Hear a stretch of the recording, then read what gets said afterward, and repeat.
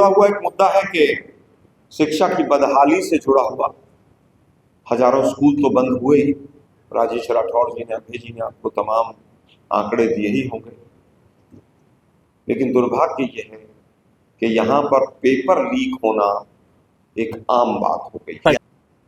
और तो और जो सेंट्रल एजेंसीज के पेपर्स हैं उनके भी तार बिहार में जुड़े हुए अक्सर पाए जाते हैं। इसका क्या कारण है? क्या 20 साल में आप कानून व्यवस्था के साथ साथ आपने जो पेपर का मामला है उसको भी आप बचा नहीं पाएंगे? क्या दूसरों पर आप जंगल राज के आरोप लगाते हैं? आप पेपर जो बच्चों के हैं उनको बचा नहीं पाते हैं। एनसीआरबी का आंकड़ा कहता है दिल्ली और पटना महिलाओं की सुरक्षा के मामले में सबसे वर्स्ट है। 1000 के करीब डेली एफआईआर, क्रिमिनल एफआईआर दर्ज होती है बिहार के अंदर, और आप आरोप दूसरों के ऊपर लगाते हैं।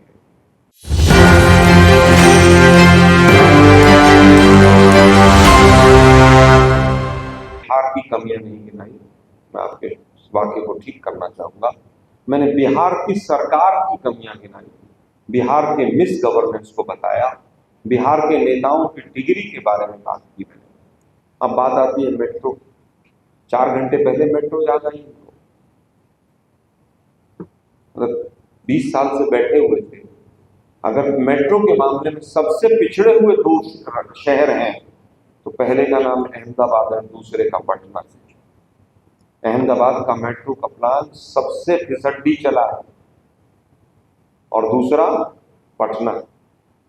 आप 4 किलोमीटर 2 किलोमीटर मेट्रो का उद्घाटन करके आप जिस तरह की बातें कर रहे हैं, ये दुर्भाग्यपूर्ण है। पटना का अपमान है कि 20 साल तक आपको चीजें याद नहीं आई। बनारस में आप 700-800 करोड़ रोपवे के लिए लगा सकते हैं क्योंकि वहां आपको वोट चोरी से सरकार बनानी है, अपना सांसद क्षेत्र आपका है। पटना ने ऐसा कौन गुनाह किया था कि 20 साल तक आपको याद नहीं आई पटना की? आज आपको याद आ रही है। आपको पैसे भी बांटने अभी याद आ, सब कुछ अभी याद आ रहा है। आप मंच पर बैठ के ऐसे कर रहे हैं, क्या कर रहे हैं आप? ये नौटंकी आप नहीं चला सकते, सरकार छोड़ दीजिए, रिजाइन कर दीजिए। सृजन घोटाले में कुछ नहीं होगा। आपको उम्र हो गई, आपको 70-72, जज भी सोचेगा आप कितने दिन के लिए जेल में भेजो, वो भी दया करेगा। छोड़ दीजिए सत्ता वत्ता, आपको खुद छोड़ देनी चाहिए।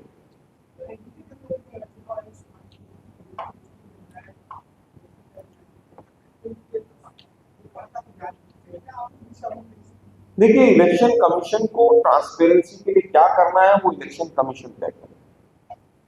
मैं तो कहता हूं कि बिल्कुल सही जो वोटर है वो वोट डाले।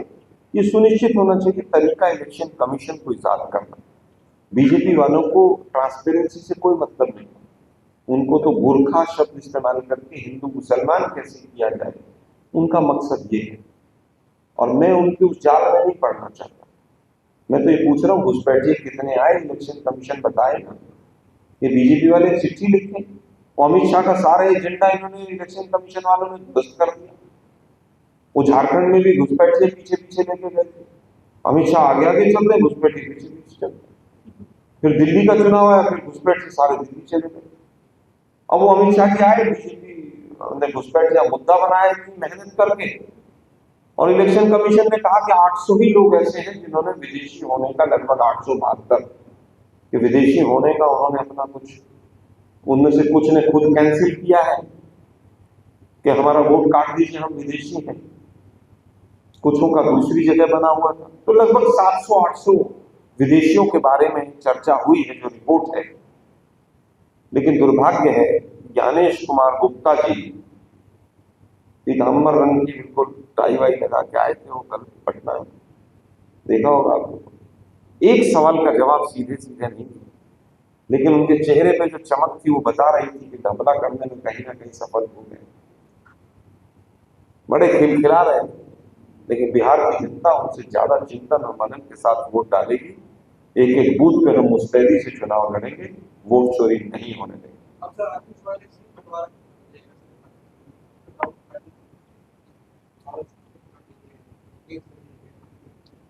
तो देखिए, जब गठबंधन सरकारें बनती हैं, प्री अलायंस होते हैं, गठबंधन के साथ चुनाव लड़े जाते हैं, तो हर पार्टी चाहती है कि ज्यादा से ज्यादा सीटें हर पार्टी को मिले, चाहे वो मांझी जी 22 सीट मांगते हो, चाहे पासवान जी ज़्यादा सीट मांगते हो, चाहे हमारे गठबंधन की बात हो, सभी चाहते हैं कि भाई ज़्यादा से ज़्यादा सीटें हमें मिले। उसमें ये भी देखा जाता है कि हमारे पास कौन सा कैंडिडेट मजबूत है, अलायंस पार्टनर के पास कौन सा कैंडिडेट मजबूत है, बाकी समीकरण जीतने के लिए कौन से हैं। तमाम चर्चाएं हमारी हो रही हैं और आज इलेक्शन कमीशन इलेक्शन अनाउंस करेगा। वो कितने फेज में चुनाव कराता है, कैसे कराता है, उसके ऊपर एक बार सामने पिक्चर क्लियर हो। वैसे मैक्सिमम हमारा होमवर्क हो चुका है, कहीं पर किसी तरह का कुछ संशय नहीं है, कोई विवाद नहीं है। हमारे पास बस थोड़ा सा ये है कि एनडीए के एक दो छोटे घटक दलों से हमारी बातचीत चल रही है। हो सकता है कि कुछ जगह पर उनको एडजस्ट करना पड़े हमें, तो उस वजह से 2-4 दिन डिले हो सकता है, लेकिन बाकी हमारी भी पूरी तैयारी है। कई लोगों ने चिराग जी के यहाँ से भी व्यक्तिगत तौर पर मैं कह रहा हूँ अप्रोच किया था। वो लोग वहां पर बड़े निराश हैं, परेशान हैं, इस वजह से भी थोड़ा सा डिले हो सकता है।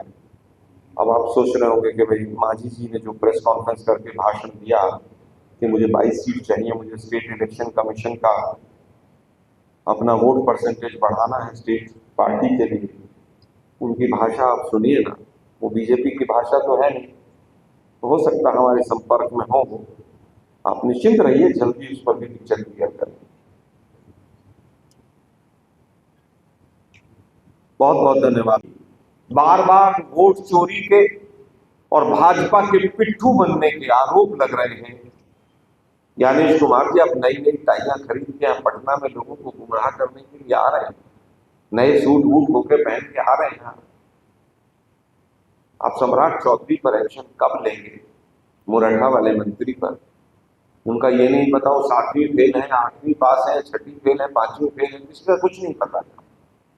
और तो और जदयू के एक मंत्री हैं, एक एमएलसी हैं, प्रवक्ता भी हैं, अक्सर हमारे साथ टीवी पे आते हैं, वो कह रहे हैं कि साहब भाजपा में तो ऐसे लोगों की भरमार है।